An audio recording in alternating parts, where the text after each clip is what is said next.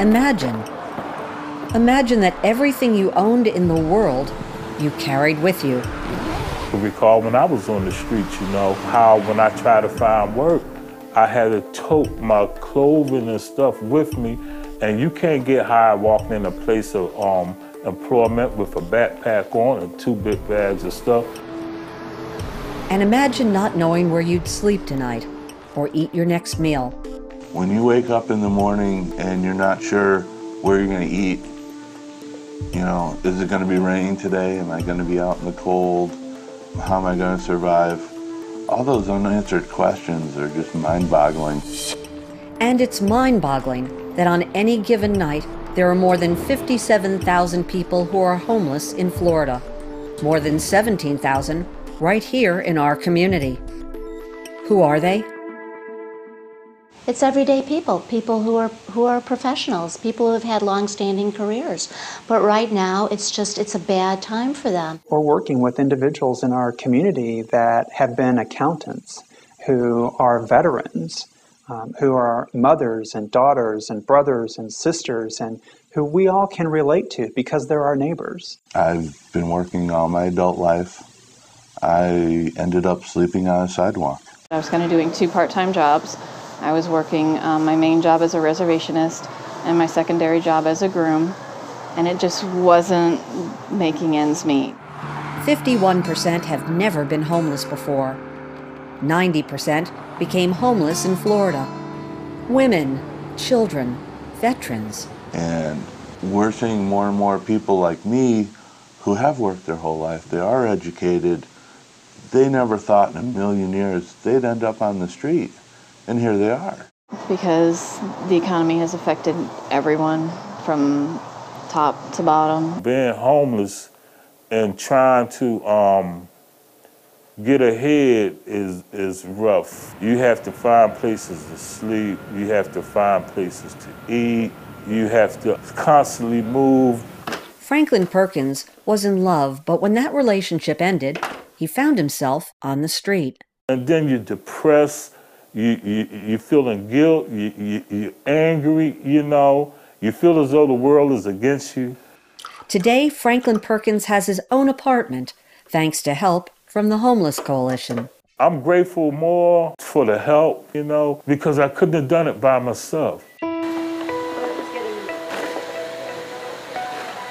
Linda Jonas struggled as a single mom raising her teenage daughter, Crystal.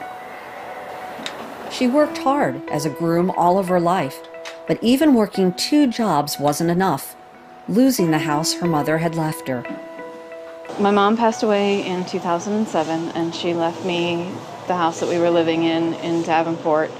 I was unable to afford the payments. I tried working with a mortgage company and that type of thing, and I just couldn't do it, And of course, it went through the whole foreclosure process. We actually came home one evening and the locks had been changed on the house. Locked out of their home and with no place to go, they found temporary shelter at the Salvation Army.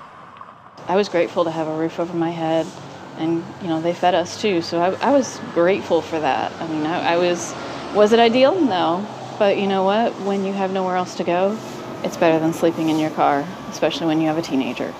Today, thanks to help from the Homeless Coalition, they have their own apartment, their bills are paid. It was just an amazing feeling to know that I'm on my own.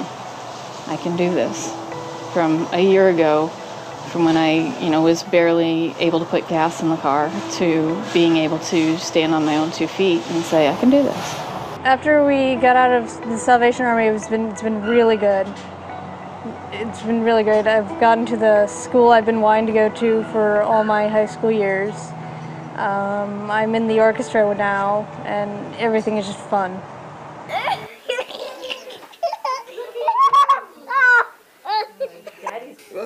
Monique Morris, her husband and their babies, represented another type of homeless family called doubled up, meaning that they bounced around living with other family members. You know how it's hard living with family. It's cramped, like 10 people. It's crazy. So when we met up with the Homeless Coalition, they gave us our own space. And we were able to, We've thrived a lot since then. They did a lot to help us out. You know, get us through the crisis with the rent and the TICO. They was paying the TICO for us. Today, they both have jobs. They pay their bills, and they've regained their pride, thanks to the Homeless Coalition. It must be very, very scary for the families who are out there that are struggling right now. And there's so many families who are just, again, 1 month away. We all are. Part of it scares me, because that could be me. I could be the person on the street. It's a very scary thing to not know what your future is going to hold, or if you even have a future. Today, Mark Block works at the Salvation Army's housing program for men. He's a symbol of success, having been homeless himself just a few years ago. He rebuilt his life, and the Homeless Coalition helped him. Salvation Army, Mark speaking, can I help you? Even though I was working, I still felt homeless because I was still living in a shelter. But now being out on my own, it's such gratification. You know, I can hold my head up high now. You know, and someone asked me, you know, oh, where are you living now? Oh, I have my own apartment. I mean, without the Homeless Coalition, millions of dollars wouldn't come into the community that are helping individuals right now stay off the streets. So they'd be on the streets.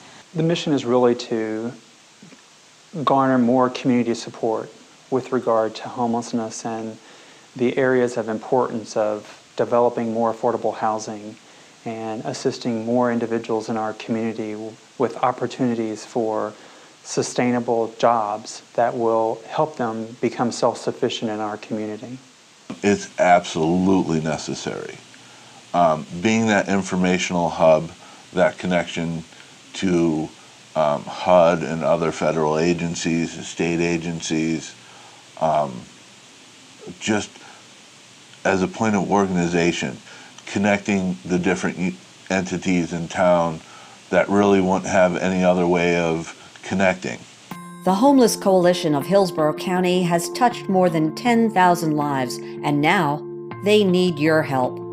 Funding is huge for us. We don't receive a lot of administrative funding from the money that is passed through from the government and to the member organizations that provide the actual care. Become engaged, get involved, work with the local nonprofit of your choice. Most importantly, give of your time and your talents to help more individuals in our community become self-sufficient. With funding for all of the nonprofits, resources are scarce. If the Homeless Coalition went away, I really don't know what these people would do. There's something that everybody can do. You can reach out and try to give a job, try to find a task, some kind of engagement. You can teach a skill. You can make sure that somebody learns something new. You can give them a smile. If I were to hit the lottery right now, my donation would go to the Homeless Coalition, that's for sure. They really help you out a lot, and it's not long term, but it's enough. If you're smart, it's enough to help you get up and get going. It is definitely life-changing. It has been for me.